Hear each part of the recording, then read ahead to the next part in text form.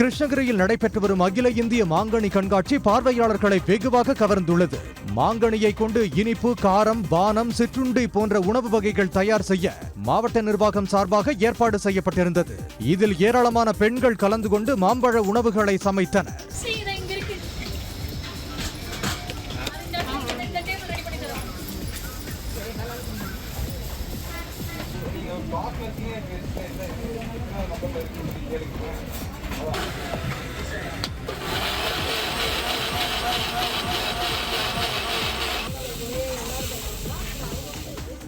மாம்பழத்துல அல்வா பண்ணியிருக்கோம். மாம்பழ அல்வா, அப்புறம் மாம்பழம் பாயாசம், மாங்காய் சாதம், மாங்காய் இனிப்பு புளிப்பு தொக்கு பண்ணியிருக்கோம். அப்புறம் மாங்காய் தொக்கு, மாங்காய் ஊறுகாய் பண்ணியிருக்கோம். அப்புறம் மாங்காய் கோகோனட் சம்மந்தின்னு சொல்லிட்டு ஸ்வீட் தான், அது பண்ணியிருக்கோம்.